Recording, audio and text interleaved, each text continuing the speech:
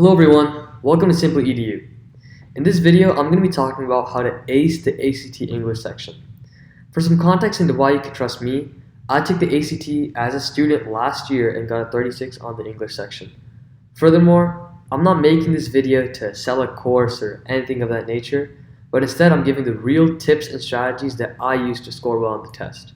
Now, this video is going to be divided into 3 parts: general test taking strategies, then specific question strategies and how to attack certain question types, and finally a full passage walkthrough where live on camera I will go through a full writing passage. So, starting off, we have some general test taking strategies. And number 1 is to bubble as you go. And this really applies for all sections of ACT and other standardized tests. But the reason I'm saying this especially for this section is that you have 75 questions in 45 minutes, right? You have to be very fast, and you're probably not going to get the time to go back and check your answers or go back and bubble after you answer them. You have to bubble them as you go in order to make sure you finish on time. Next up is concision. So as I said in my previous video, the 2 main things to look at for English is concision and precision. Now, precision is what I'm going to be talking about for almost the remainder of this video with the specific question strategies, but concision, on the other hand, just means that if all answers satisfy what the question wants and they're all grammatically correct, then pick the shortest answer. And the reason for this is that the ACT is essentially training you to write as clear as possible. And so this is why they want you to pick all these concise answers. Now, for sort of a similar reason, whenever you see the answer choice delete, usually it's the correct answer. Now, what I mean by this is not when they ask you, should they delete the sentence or keep it, but I mean like, if they're talking about, let's say, a transition word, and then it says, like, let's say the answer choices are no change, consequently, subsequently, and delete, then more likely than not, delete is the correct answer. And again, this goes back to the idea of having clear writing. After that is to read each question carefully. Now, I know this sounds quite obvious, but the reason I'm saying this is that sometimes all the answer choices, again, might be grammatically correct and sound good, or there might be even one that sounds much better than the others. But the thing is, the question might be asking you to do a specific thing. Let's say add a detail about volcanoes, right? So then there might be this very good answer choice, but it's talking about water bottles. That means you can't pick it because that's not what the question is asking you to do. And so that's why it's important to read the question very carefully and ascertain all the details.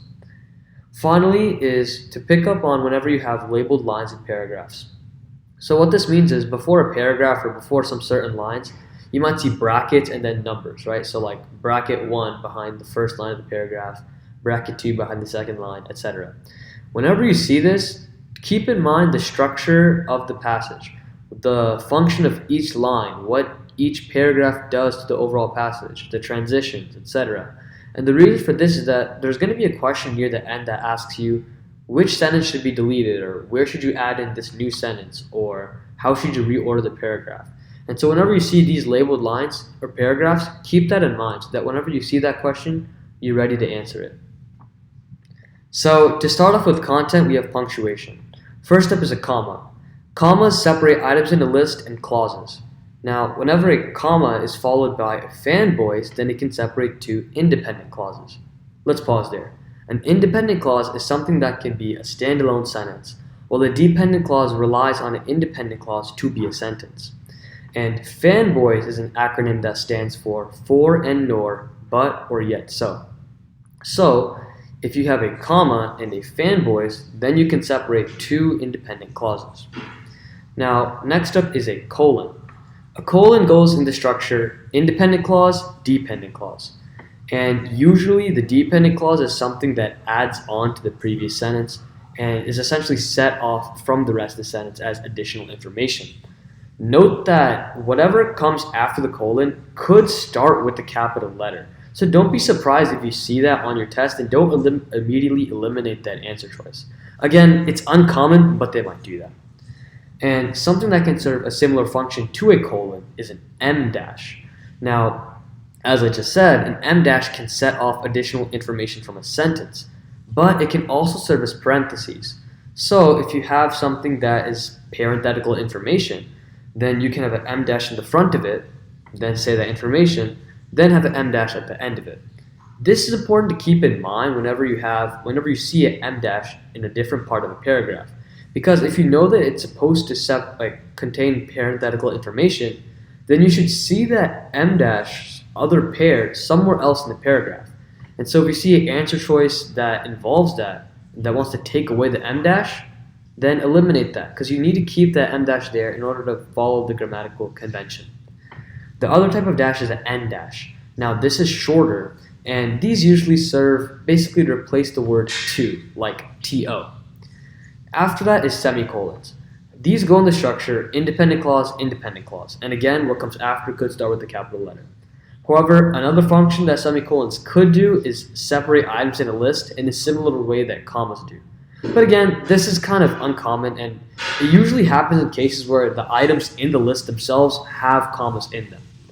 Finally are periods, and I think we all know that periods end sentences. Next up is word choice. So for word choice, pick the word most accurate for the situation. What I mean by this is, let's say you have the two words steal and rob, right?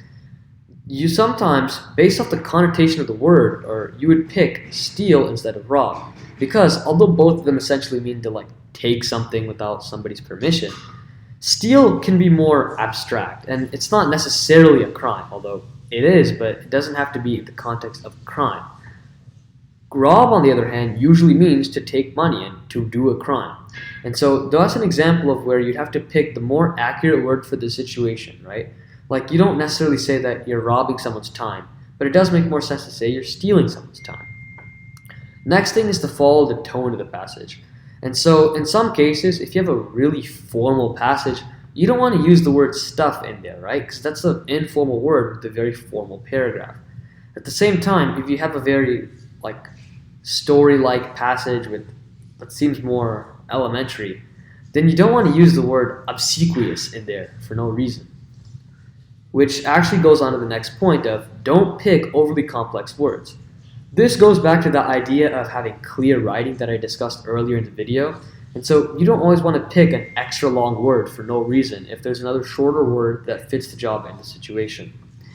Now finally, as a way that you can improve in this is to read often and do practice passages to learn vocab. Because by doing this, you can understand more words and more situations for those words, and so this can help you to pick the more correct answer choice for a given situation. Next up is transitions. Now, the way you do these questions really is the same every time. You have a transition, then you have the part before it and the part after it. So what you have to do is figure out the relation between the two parts, and then select the transition word that fits this transition. So if what comes after it is adding on to what comes before it, use addition. Similarly, if they're contrasting pieces of information, use contrast. And these right here is probably all or most of the common buckets of transition that you'll see, right? Addition, contrast, comparison, cause and effect, sequence, example, clarification, emphasis, and conclusion. And so if you see a situation where, let's say, you need to do sequence, then you probably want to pick the word subsequently if it's an answer choice. Similarly, if you see a situation where there's clarification, then pick the answer choice in particular if it's there. Now, process of elimination is also particularly helpful here because it can help you to learn new words. So let's say I don't know the word regardless, but I do know that it's contrasting situation. If my other answer choices are additionally, furthermore, and moreover, I know that those are wrong, that regardless has to be correct. But now, from this, I also learned that regardless is a contrasting word. And so you could add that into your bank of knowledge of transition words so that down the line, if you see regardless again, you know that, okay, this is a contrast transition, and so does this fit the situation, yes or no? Next up comes adding and deleting sentences. So this really, the way you have to do this is to consider what each sentence does. And to do this, you have to imagine the passage either with adding the sentence in or without the sentence, meaning deleting the sentence. And so to do that, you have to consider the transition words / flow of ideas and take note of pronouns. Here's what I mean by this. So as said earlier, you need to make sure that there's a good transition between each part. So if you have like a however, right, then you need to have contrasting information to come after that. If not, then the flow of ideas is interrupted. Similarly, you need to take notes of pronouns. And this is not just pronouns, but it's also abbreviations. So if you have a sentence that, let's say it says American college testing, parentheses, ACT, as in the sentence after that says the ACT is a test that high schoolers take. That means you can't delete the sentence that says American college testing, ACT, because that is what defines the acronym. And so you can't delete that because you need the ACT acronym to be defined. Similarly, if you have a sentence that, let's say it says, John is 22 years old. He likes to walk his dog. You can't take away the sentence, John is 22 years old, because now the sentence, he likes to walk his dog, well, who is he? We don't know. So you need to keep the sentence that defines the pronoun. Finally, we have fulfilling the writer's purpose. Now, these questions usually appear at the end of the passage, and they usually go in the idea of the writer's goal with this passage was to write about, let's say, volcanoes. Did they fulfill this purpose? So, to do this, you have to go directly to the answer choices and then answer these two questions. Number one, which of these answer choices, if true, answer/satisfy the question? In other words, if we had this volcanoes question, then which of these answer choices, regardless of if they apply, which of them talk about volcanoes and the passage fulfilling a discussion about volcanoes? If the answer choice does not talk about that, you can automatically eliminate it. After that comes the harder part. Which of these answer choices that remain are true to the passage? Now, this is where it really takes that skill of discerning what is right and wrong. But by doing more and more practice, you'll eventually get good at this and be able to figure out which one is the correct answer every time. So now I'm going to do a live walkthrough of an ACT English passage. Hopefully by me going through this, you can get some insight into how I think through these passages and how I apply the concepts from the video onto a real passage, as well as some other things that I might not have talked about earlier. This right here is passage number 2 from the Preparing for the ACT 2023-2024 PDF. And so if you want to access this test online, then just go ahead and Google that and you can download it. I have a timer right here set to 9 minutes to follow the pacing of the actual test. And so without further ado, let's get into it. Start. Okay. As I pull my camera out of my back, so as it is right now, answer choice F sounds good, but let's keep going. Let's put them next to me and then put it up to the case ceiling. Well, the thing with G is that you need something else to come after this, like pointing up to the cave ceiling for that to work. And then pointing up to the cave ceiling, she tied her shoes, right? But as it is right now, G doesn't work. Which were the next to me? G pointed up the cave ceiling. H is wrong because you need a comma there for there to be proper separation, and you need to have that pause there. As it is, H is wrong. Which were the next to me? She pointed up the cave ceiling. Well, for J, you need the word "and" there for there to be proper separation. Again, as it is, it's not properly separated. So the correct choice here is going to be F.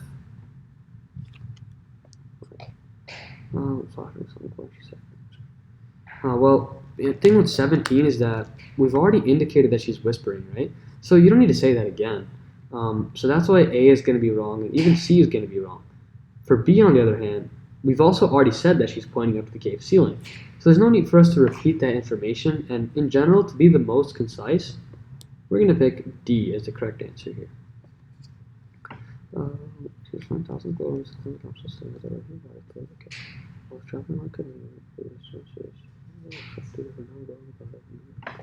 Well, the issue with number 18 is that you have the word while, which indicates two simultaneous actions, but this sentence is has only one thing going on. It's a simple sentence, right? And so, as a result, it's wrong. You don't need that transition word there at all. But let's keep going. Okay, so for although, that's kind of establishing that there's like a contrast. But again, only one thing is going on here. You can't have a contrast, it's just one thing, right? And then for H, since establishes a causation relationship, but however, only one thing is going on. So how can you have that causation, right? So the correct choice here is going to be J, which goes along with what I said earlier about delete usually being the correct answer. I was traveling on canoe in group 12. Okay, so the correct answer choice in 19 is going to be C. And the reason is that if you're going to say I was traveling and then immediately say the mode of transportation, you have to use the word by. Like I was going by car, going by plane, traveling by car, right?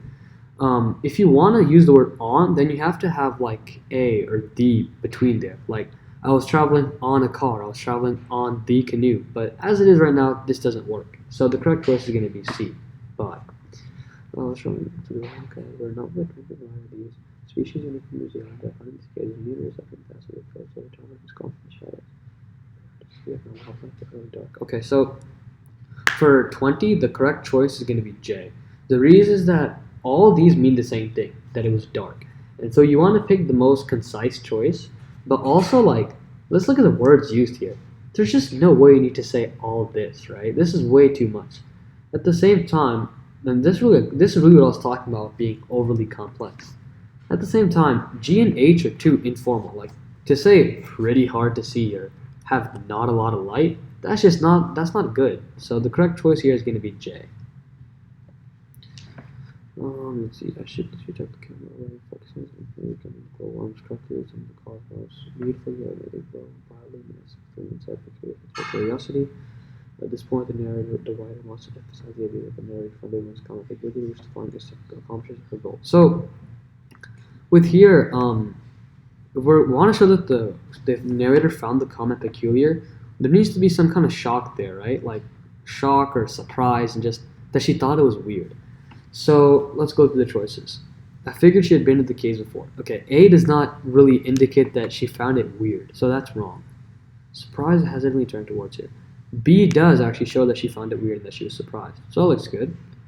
She had a notepad in her hand. C says nothing about the narrator felt, so that's wrong. I happen to agree, that doesn't talk about what the narrator thinks, so the correct choice here is going to be B. A badge was pinned to her shirt indicated that she was a biochemist here, I guess, to research organisms. Okay, well, definitely F is wrong. I mean, you could just see how I was struggling to read that sentence out loud. Like, having the actual was there makes it incorrect. And even really for G and H, right? So indicated is actually the verb for the word badge. And so you don't need to have this extra one here. It just makes the sentence not flow properly. So the correct choice is J. She explains it to attract prey. Glow worms, not really worms at all, but the larval stage of fungus emit light to the translucent skin via a cellular chemical reaction. Okay, so I already know right off the bat that A is wrong because via a cellular chemical reaction is not an independent clause, and so you can't use a semicolon to separate it. However, for B and C are actually the same thing. These are all equivalent answer choices. If one of them is wrong, the other two are wrong because these all serve to separate two independent clauses. And so if one of them is wrong, then all of them have to be wrong. So the correct choice is going to be D. Alright, these cells produce luciferin. How are we doing on time? Good.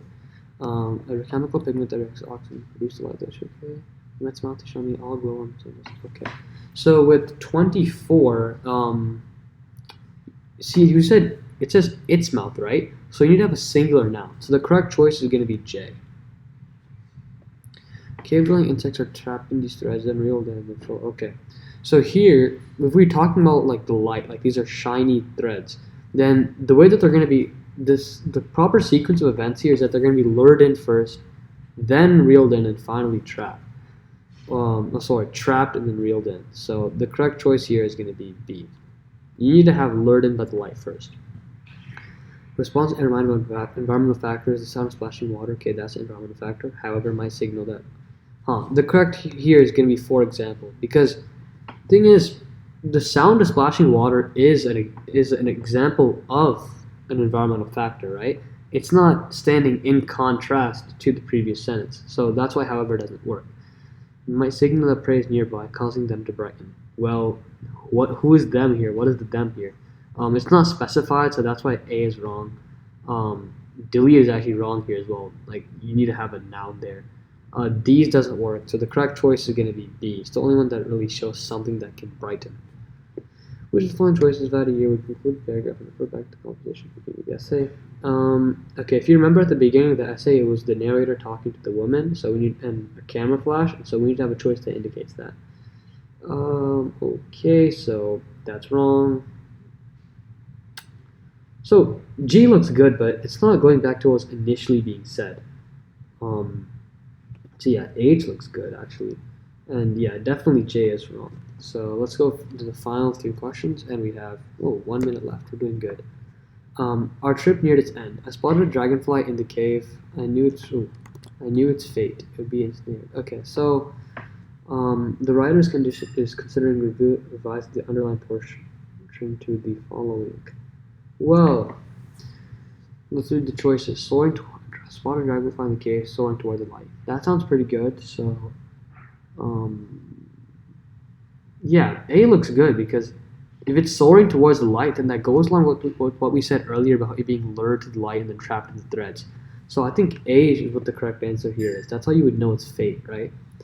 And yeah, the other choices really, yeah, no, these do not sound good. Okay, I knew its fate. It would be ensnared just as I had been by the brilliance of these luminescent glowworms. Well, thing here is that a comma doesn't properly separate this. This is kind of things that can be like that add on to what's being said earlier, right? Like add on to what I knew its fate was going to be. So a comma doesn't properly separate that. The correct choice should be H. And we finished with 16 seconds to go. So that's fantastic. And so that's all for this video, guys. Please make sure to like, share, subscribe, and leave a comment down below on what part from this video you thought was the most helpful. Thanks for watching.